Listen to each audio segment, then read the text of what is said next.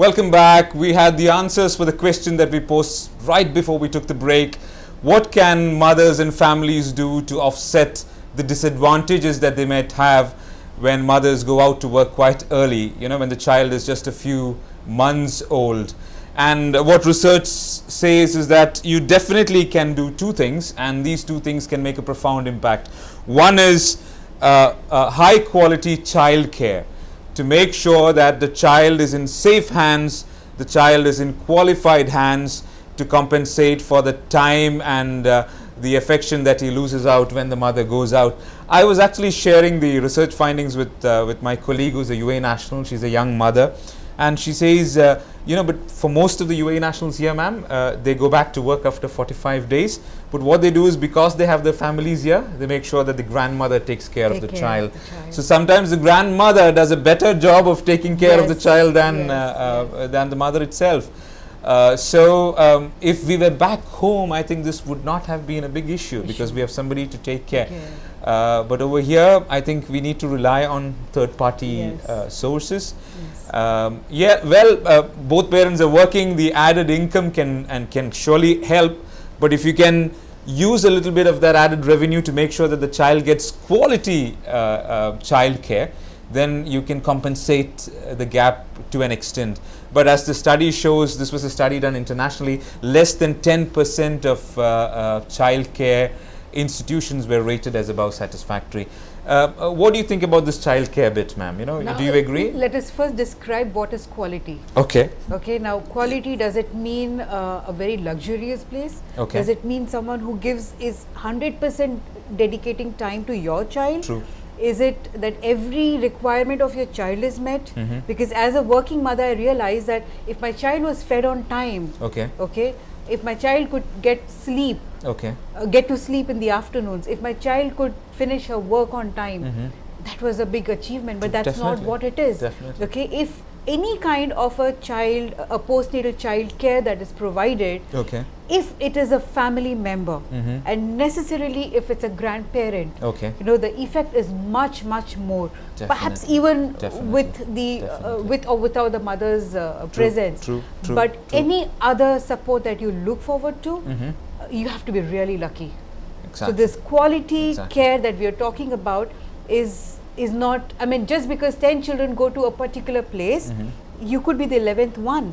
But is this what you want to give your child? And will your child equally benefit like the others did? True. I think that's a very valid point. If at all we have to step out to work when your baby is quite small, we need to make sure that you have the right hands and the right heart and the right inclination to take care of it. And there's no time to, you do not have enough time to look out for the right people. What is right? Exactly. You don't live with them to know who they are. True. And I think ma'am's point is very valid. It's not the poshest of the centers that could probably take care of the psychological and the physical needs of the child. So I wish we all had the luxury of having our grandparents here and to take care. But I think the point is, this is something that must not be neglected.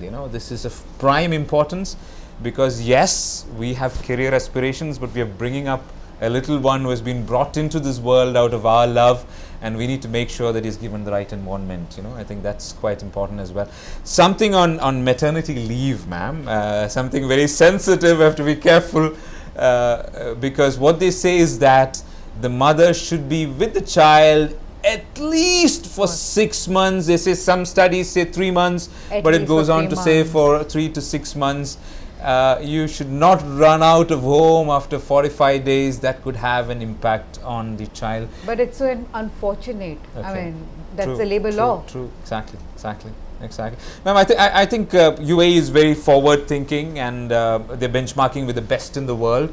So I was speaking to my cousin in UK, where they say it's perfectly okay for the mother to get unpaid leave for 6 months. People do understand. In some countries in Europe, again, they're allowed to stay away for a year, and without affecting the career. There's somebody who wants to speak to us on air. So we have a caller. Hello. Hello, Mr. Sangeet. Yes? Yeah, I'm Rajiv here. Oh, Rajiv, how are you doing?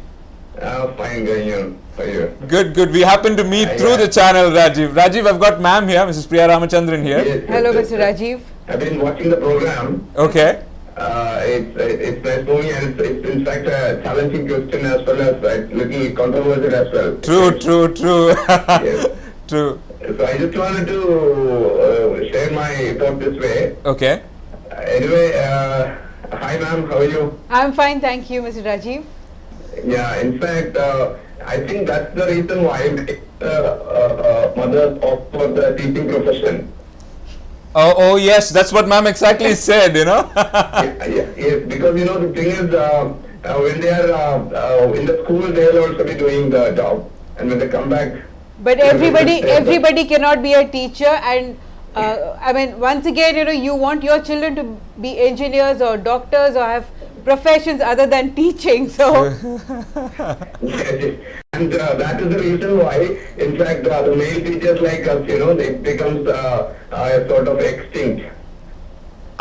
True, because a lot of ladies, Mr. Rajiv works as a teacher at Sharjah Indian School. okay. And I think his child studies in our own as well. Yeah, Okay. they are our own boys. So of course that's a species going extinct, Rajiv.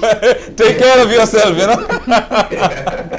No, but I think that's a lovely thought. If the mother can choose to be a teacher, then I think it's a kind of win-win situation. Yes, one thing I'll strongly with this point. I strongly agree with the point that you know, a mother should be there with a child, especially in the tender ages and all. You know, it's very, very important. True. Very true. Nobody else can give the same care that mother can give. You know, mother cannot be substituted at all. Exactly. Very true. Very true. Thanks, actually, thanks to in taking up this topic. Pleasure, Rajiv. Thanks a lot for the call. Yeah, really appreciate. All right, thank you. Thank you.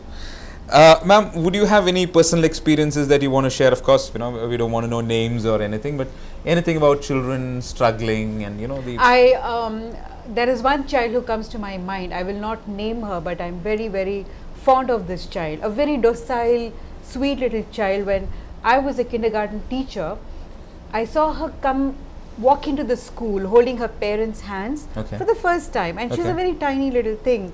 She hasn't grown much even in grade 1 now. And her mother showed her around the school, and she was such a sweet little thing that I wanted to run and hold her, and you know, that's how kindergarten teachers are basically. True. So today in grade 1, this child is in grade 1, and I've realized the parents have separated. The mother is trying hard to make ends meet.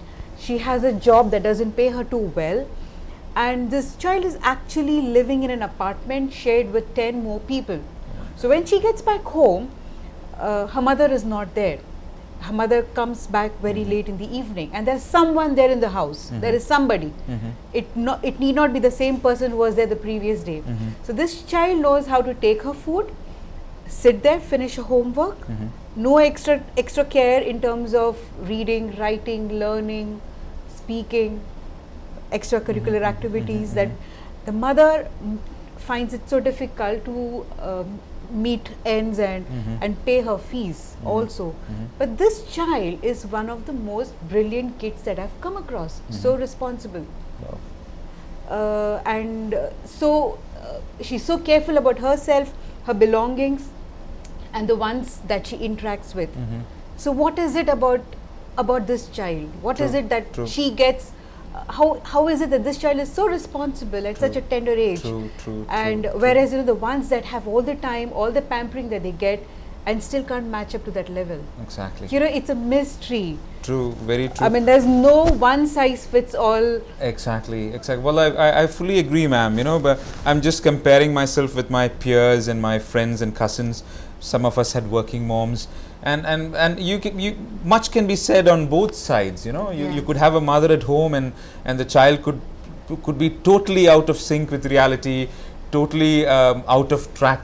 You know, no ambition, no self-confidence. On the other side, kids who more or less, you know, they bring themselves up, you find a certain level of independence, and you know, so much can be said on both sides. If I can be a little personal here, ma'am, mom being a gynecologist, she used to be called probably twice or thrice to attend to cases at the hospital. And for us, it was like the power being switched off when she goes out, you know, because you never know when she would return, half an hour or 45 minutes. But because of that, Dad stepped in. You know, he was a professor and he used to reach home early. He literally didn't have a social life, you know, because he stayed at home to make sure that there was somebody at least at home. So I think this is a juggling act that we have to play. You know, I've seen a lot of parents, working moms and dads, who come back and say, let me go play squash and, you know, let me go out and hang out with my friends. So I think, I wouldn't use the word selfish, but I think we have to make sure that both parents pitch in to provide quality time. Raise a child. Exactly. It's not, raise a child. It's not just one parent's responsibility. We are running out of time. We would love to go on and on and on, but ma'am, let me jump to the other side of the debate now. Okay, we've been talking about the disadvantages of working mothers. Okay, let's say you have the mother working, a lot of exposure, maybe added revenue, and maybe the mother becomes more competent, more skilled, self-esteem. Does it rub on the child? Do working mothers or having working mothers provide any advantage per se to the child? The only advantage that I see is that these children, okay, let me give my example. Okay, my daughter goes back home. Okay, and she started heating her food. That's a big thing, because I was not allowed to touch the gas stove until I was 16 years old. But she knows, and she prefers to heat her food on the gas stove and not use a microwave. And this she started doing when she was about in grade 5. I have seen my friends whose mothers were working, who used to actually, I mean, I learned banking with my friends, because my parents never asked me to do that. There was somebody at home, but I learned banking with my friends. I learned to fight because of these children, because they are left to fend for themselves. So if nothing else, these children do come up street smart, brave, and courageous. Yes, there are flip sides to it. There are flip sides to it, but this can happen even if the mother is at home. But the one thing that you inculcate in these children is self-reliance. Definitely, and that is something that can give a competitive edge, definitely. Absolutely. In today's dog-eat-dog world. So, of course, you know, having mothers who work definitely provides some kind of advantage to the child as well. Ma'am, there's another factor that's again slightly sensitive. I've seen, especially when kids grow up, you know, I've seen the respect that we gave to my mom. You know, she's a doctor and she's meeting a lot of people to respect her. But I've seen some of my cousins not respecting their moms the same way, you know, just because they decided to stay at home. They're qualified, you know, but they decided to stay at home.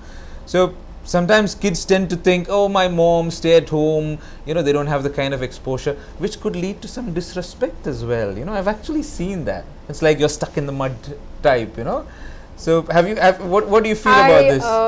I have also been through that stage. I told you my mom was not educated. She was at home. She was available for us all times. And I remember my mom cooking 3 different meals to match up to our requirements and needs. My father was pretty demanding as well. And all that my mom knew was to ensure the children are well fed, well clothed.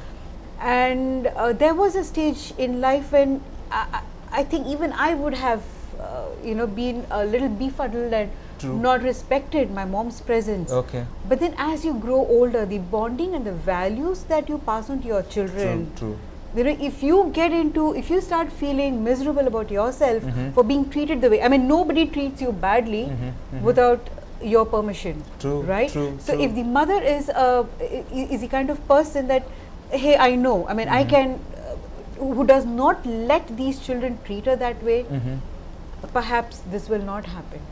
You know, I mean, expecting only the children, because you have always been giving and children have been used to taking. They do not know it in any other way. It's taken for granted, you know, and which is sad, you know, because in any party, when someone comes and asks you, what do you do? You know, and that's a question where you either feel, oops, I don't have anything much to talk about, or you really say, I do this with a lot of passion and energy. So that's a question which adds a lot of meaning to your life. You have to feel pride in what you do, and then you just transfer it. True, and I think we need to pass it on to the children as well. I'm a homemaker, you know. I make sure that, I'm the fulcrum that holds everything together. You know, your life, the life of dad, managing expenses. I think mothers, stay-at-home mothers should hold their heads high, and say, but they should not play the role of the victim where they say, I'm doing it for you. No, they're doing it for themselves. It's their own values, and I'm sure these will these pay are the back. choices and the priorities that you have made in your life. So I think there's nothing to feel bad about, but and then don't let anybody else treat you in any other way. Exactly. I was having a debate with a person when I said, the person said, every act of yours is selfish because you're doing it for yourself. So I told him, what about martyrs? What about the soldiers who go and fight and die? They're not fighting for themselves. So he was a trainer, and he said, they're actually fighting for their own values. They're dying for their own values. So even when you say you're dying for your country, you're actually dying for your own values. So stay-at-home moms, don't play the role of the victim, but hold your head high and be proud of what you're doing. Ma'am, since you are a working mother, managing your job, and I'm sure you do it extremely well, and then managing the demands of raising a family at the same time. Do you think mothers, let's also talk about mothers now, for heaven's sake, not only about kids, do you think it would stress you out? Do you think you'll be able to manage it, or would you burn out if you try to manage both? Every time I've felt stressed or burnt out, it's because I have not struck a balance. Okay. You can't have 10 priorities. You set your priorities right, organize yourselves, and I wish I could do this, I wish my child could do that, I wish, and if wishes could come true, but it doesn't happen that way. So you need to set your priorities right. Like tomorrow my daughter has an examination, and perhaps this interview was important to me as an individual. She really does. And I'm here. So I'm just trusting that she'll be responsible enough to carry out. And I asked her to promise me, and we prayed together before I came. Ensure that we do. So I think you just have to set your priorities right. If you will feel burnt out only when things crumble. True. When you do not have control over your own life. But do not have too many priorities. Set it just right. 100%, ma'am. And if you're passionate, a little bit of organization within yourself, I think that very true. And I think the role of the partner is also very important. True. 100%. I'm glad you said that. Fathers, you have to do a better job. I'll have to wind up with this one last question about fathers.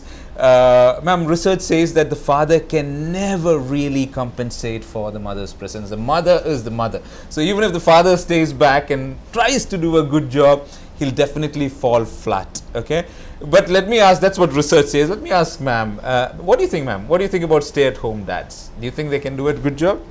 To be very frank, the stay-at-home dads that I've come across, I've not come across many. The ones that I've come across are ones that have chosen a career path.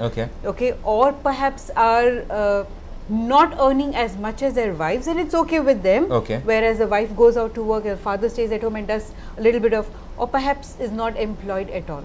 So all these men have, they are robbed of something. Perhaps there are very few people, to be very frank, once again, if there are stay-at-home fathers, due respects to them who have come up with their own choices to be, I know a father who is at home because the wife goes to work, but she does not keep good health. So he's at home running a small business and supporting the family. Hats off to such men. But then, can they really compensate for the mother's absence? Not those 3 months that we are talking about, not those 6 months that we are talking about. Exactly. And if it's only about feeding and nourishing the child, I think a father can do that. But then the bonding that a mother and a child share in the first few months of their lives, I think a father cannot replicate that. Yeah, with all due respect to the macho dads out there, I get very irritated, ma'am, when I see pictures of, you have a bear with a bear cub, and it says the mother's love, and I go back asking, how do you know that's a mother? No, how do you know this is a mother? This could be a father as well. There was a video of a cat trying to save a kitten. Look out for a tie. The bow tie. there was a video of a cat saving a kitten, from a flash flood kind of thing. And it says, look at mother's love. How do you know? But of course, fathers can never really match up to what a mother can provide in terms of love and in terms of care. Ma'am, I think I'm going to hit you with this question. It's a straight yes and no question, and we'll elaborate later on. Okay. For the benefit of the viewers, let's ask the question again. Ma'am, do you think mothers should go out to work? When? When was not an option, you know. But you replied in a one word. Maybe when the child is probably 3 to 4 months old. If the mother has an option of not going to work, I would say no. Should stay at home. Yes. And if she has an option. Exactly, exactly. Many women do not have that option. True. But what else can they do, ma'am? You know, based on the research, based on your experience, if at all she has to go to support the family, what second best alternative can she provide? The second best alternative is a good post-natal care option that the mother can get hold of. Okay. Again, we spoke of grandparents. The presence would be immensely helpful. But if that doesn't happen, again you have to look out for someone who is a very well-known caretaker who's been offering these facilities. I mean, there are women who do that pretty generously, but and these are the only options that a woman has. Exactly. I think we have to prioritize. We know what's important because we have brought this baby into the world. Yes. We are responsible for making sure that they get a nice upbringing as well. Yes. Your career goals are important, but I think what is most important is, of course, the little one whom God trusted us with and gave us such a profound role to play, the role of a mother. And of the father as well, you know, both are important. Let me share a small personal experience, ma'am. Before I joined the bank, I was in an assignment wherein I had to travel a lot. I had to travel to train. So I was missing my family considerably. So once I decided to take a few weeks off, and I asked Aman, my son was probably in grade 3 or 4, and I asked him, Aman, what would you like to do? He said, Dad, can you spend the day with me, just with me? A boys' club kind of thing. So I took him out. It was during the winter season. We played in the park. I came back and, you know, went to a shawarma joint, and we had shawarma together. Mom disagrees on giving him thick juices when I bought him one. I hope she's not listening. And then I played for some time with him, took him home. I gave him a wash, and I tucked him in, and I read a story out to him. And just when I was leaving the room, he said, Dad, this was one of the best days of my life. Okay, and I think, dear parents, this is a message for us, you know, let's not talk about big things. In fact, the small things are the big things. That you do. I mean, even to tuck your child in, I mean, no matter how old they are, just tuck them to bed and have, you know, sweet discussions. Exactly. I think even that makes such a lot of difference. True. And I think I've read somewhere that, you know, even if they are sleeping, kiss them on the forehead, because they will know, at least the souls will know. Yes. So I think it's time for us to wrap this wonderful discussion up for today. I would really like to thank ma'am. She was telling me how caught up she was. Even today she was juggling a role. This is a topic very close to her heart, and she really wanted to share her insights. Ma'am, we really appreciate. Thank you. I've known you as a teacher, I've known you as a supervisor, and kudos to the job you're doing. And we would disturb you again and again and again, because the audience would love to hear more from you. Thank you so much. Especially on how you give a head start to these young children, ma'am. That's pretty important. So thank you. Thanks a lot. We'll continue this discussion, this interesting discussion. Please feel free to get in touch with us. The video would be available on the NTV website and on my personal Facebook page as well. Please feel free to connect and give your profound thoughts. We'll come back again after 2 weeks to continue this discussion on the topic, should mothers go out to work? Ma'am's answer was yes, provided they do what they have to do. Yeah, thanks a lot. This is Chanchal. This is Sangeet Ibrahim with Chanchal and rest of the NTV team. Logging off for the day. Thank you once again, ma'am. Thank you so much. Thank you for having me over. Our pleasure, ma'am. And have a wonderful evening. Thank you.